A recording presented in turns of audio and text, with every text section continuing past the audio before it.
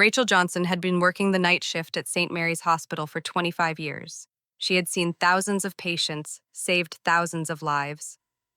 But the patient brought to the emergency room at 2:47 a.m. that Tuesday night was different. When she saw the face of the 55-year-old man who had suffered a heart attack, the syringe in her hand dropped to the floor. Because 25 years ago, that face belonged to the man who had turned her life into hell. St. Mary's Hospital in South Chicago was one of the city's largest trauma centers. Rachel Johnson had been working there as a night nurse for 25 years. She was 50 years old, experienced, and respected. Rachel loved the night shift. It was calmer, less crowded. She could pay more attention to patients and provide better care. Her colleagues called her the night angel. "Rachel, you're the soul of this hospital," head nurse Margaret would say. 25 years and never a complaint, never a conflict. But beneath Rachel's calm exterior lay deep wounds. The trauma she experienced 25 years ago still affected her, keeping her awake at night. That's why she preferred working night shifts. 99. Rachel was a 25-year-old nursing student. She was studying nursing at Northwestern University. Life was good. She had a boyfriend, Michael, and they were going to get married soon. June 15th night, Rachel was returning to her dorm after leaving the library. It was 11 p.m., the streets were deserted. The campus was considered safe, but that night everything changed. A man emerged from between parked cars.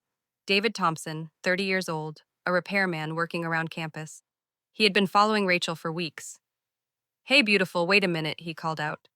Rachel got scared and quickened her pace, but David followed her.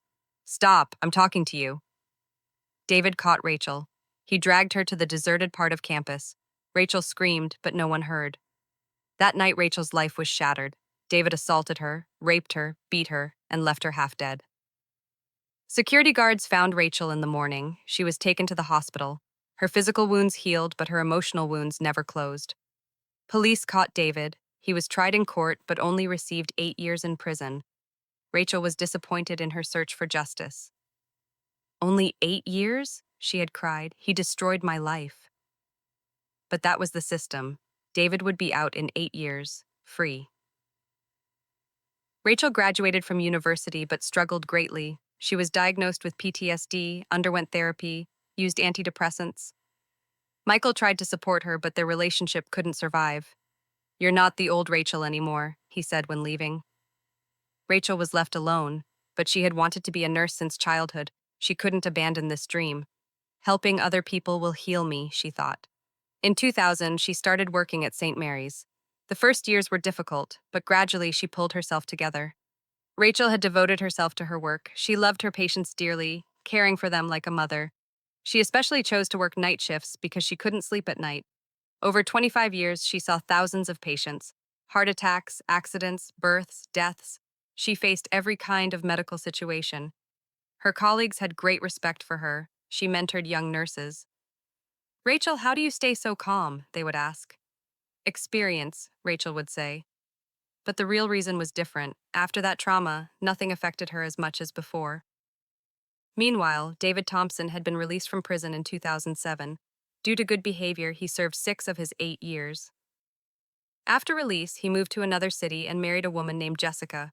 Jessica didn't know about his past. David worked in construction, acting like he was living a normal life. But deep down, he felt remorse. "I wish that night had never happened," he would sometimes think. But he couldn't tell Jessica. He was too afraid. In 2010, his daughter Emily was born. David loved being a father. He was very afraid something would happen to his daughter. David's lifestyle was unhealthy. He smoked, drank alcohol, ate fatty food. Stress was also too much. The guilt of the past was eating him alive from the inside. After age 45, health problems began. High blood pressure, cholesterol, heart problems. The doctor warned him, "Mr. Thompson, if you don't change your lifestyle, the risk of heart attack is very high." But David didn't change. He couldn't change. By 2024, when he turned 55, his condition had worsened. Jessica was worried. "David, please take care of yourself. Emily needs her father." At 2:47 a.m., the ambulance reached St. Mary's. The emergency room had been notified. 4-year-old male patient, massive MI. Rachel was on night shift again that night. With 25 years of experience, she immediately sprang into action. Let's take him to room 3, she said. David was strapped to the stretcher, unconscious. Rachel prepared for first aid. She prepared the medication syringe. She leaned over to see the patient's face. At that moment, she experienced the most shocking moment of her life. The syringe in Rachel's hand fell to the floor. Her heart began beating rapidly. She had trouble breathing. This face, the face she had seen in her nightmares for 25 years. David Thompson. Rachel's world spun. After 25 years, she faced him as her own patient. Nurse Johnson, is there a problem? The doctor asked. Rachel pulled herself together. No, doctor, just the syringe fell. But she was experiencing an earthquake inside. Would David recognize her? Thousands of thoughts went through Rachel's mind. This man had destroyed her life. Now he lay in her hands, helpless. Do I have to help him? She thought. The Hippocratic oath came to mind. Do no harm, help. But this man had harmed her. Too much harm. The doctor was in a hurry. Nurse Johnson, start IV immediately. The patient is in critical condition. Rachel switched to autopilot mode. Her 25 years of experience kicked in. Rachel did her professional duty. She placed the IV cannula, prepared medications, attached monitors. Her hands were shaking, but she didn't harm the patient. David was unconscious. He didn't recognize Rachel. How are the vitals? The doctor asked. Stable but critical, Rachel said. David's heart was on the verge of stopping. Rachel prepared the defibrillator. Charge, said the doctor. Rachel placed the electrodes on David's chest. What she experienced that night flashed through her mind. Clear. Electric shock was delivered. David's body shook. They looked at the heart monitor. Normal rhythm returned. We got him, said the doctor. Great job, nurse. Rachel was relieved, both professional success and a strange feeling. She had saved this man's life.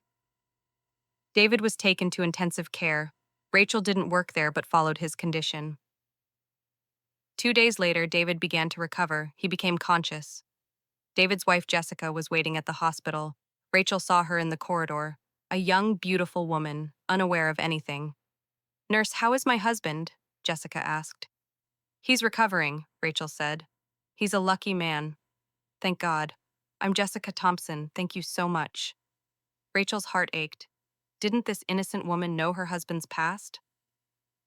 David woke up in intensive care. The nurse informed him. You had a major heart attack. The emergency room nurse saved your life. On the 3rd day, David had recovered a bit. Rachel stopped by intensive care to check his condition. David recognized her the moment he saw her. His face turned pale. You. Yes, Rachel said quietly. I'm Rachel Johnson. David's heart monitor accelerated. Stress was alarming. Please, David whispered. Don't kill me. Rachel was surprised. Kill you? I saved your life. Rachel stood by David's side. For the first time in 25 years, they were face to face. Why? Rachel asked. Why did you do this to me? David was crying. I don't know. I was drunk, angry. I was a stupid young man. That's not an apology. I know. I've been sorry for 25 years. I think about you every day. Rachel was surprised. She hadn't expected his remorse. Does your wife know? David shook his head. No, I couldn't tell her. A storm was raging inside Rachel. She had hated this man for 25 years, but now he lay helplessly in front of her. And he was sorry. He really seemed sorry. Do you have a daughter? Rachel asked. Yes, Emily. She's 14 years old. Rachel's heart ached. How would this girl feel if she lost her father? Is Jessica a good woman? Very good. I'm surprised she loved me. Rachel thought, take revenge or forgive? Rachel made a decision. She touched David's hand. I forgive you. David was shocked. What? I forgive you, but with one condition. I'll do anything. You'll tell Jessica the truth. If she forgives you, then I'll truly forgive you. David was scared. Jessica might leave me, maybe, but you have to take this risk, David thought. Okay, you're right. After David was discharged from the hospital, he told Jessica everything. Jessica was shocked. You're a rapist? David was crying. I'm so sorry, Jessica. I was young and stupid. Jessica didn't speak for days. She took Emily and went to her mother's house. David was left alone. He called Rachel and reported the situation. Jessica might leave me, he said. Maybe, Rachel said. But you told the truth. That's important. 2 weeks later, Jessica called David. If you agree to go to therapy, I can give you one more chance. David was very happy. Of course, I'll do anything, and we need to thank that nurse. She gave you a second life. David called Rachel. Jessica wants to see you. A week later, they met at St. Mary's. Jessica hugged Rachel. I don't know how to thank you, she said. David began therapy. Jessica accompanied him. They tried to save their marriage. Rachel was also happy for them. She didn't regret choosing forgiveness over revenge. Hatred is poison, she thought. It poisoned me for 25 years, enough. David wrote letters to Rachel every month. Thank you letters. You gave me treatment, not only for my heart attack, but for my soul, he wrote. A year later, something unexpected happened. David and Jessica invited Rachel to dinner. It might seem strange at first, Jessica said, but you're part of our family now. Rachel accepted. David had changed a lot. Calm, humble, remorseful. Emily loved her too. Dad, Aunt Rachel is so nice, she said. That evening, Rachel felt a peace she hadn't felt in a long time. Rachel and David started a campaign together, Second Chances Foundation, to help both crime victims and remorseful criminals. Justice is not revenge, it's healing, Rachel would say. David also participated in speeches. You can't change your past, but you can change your future. The foundation made a big impact. They helped thousands of people. Rachel's story was also heard at St. Mary's. Her nurse colleagues respected her even more. Rachel, you're a real angel, said head nurse Margaret. Rachel continued working night shifts, but now she didn't carry the weight of the past. Every time a patient came, she reminded herself, I have a chance to heal everyone. David came for his monthly checkups during Rachel's shift. They were now good friends. Rachel Johnson's story shows us the power of forgiveness. She carried hatred for 25 years, but she didn't realize until that night that hatred was harming her most of all. David Thompson lived with guilt for 25 years because of the worst mistake of his life, but his remorse saved him. Sometimes fate works in the most unexpected ways. In a hospital corridor during a heart attack, two broken lives touch each other and both heal. Rachel is now 51 years old. She still works night shifts at St. Mary's, but now with hopes for the future, not shadows of the past. David, Jessica, and Emily are a happy family. They go to church every week, work with the foundation, and Rachel appears in their family photos, not as their lifesaver, but as a family friend. Because sometimes the greatest miracles happen in hospitals, not just healing hearts, but healing souls. And forgiveness is much more powerful than hatred.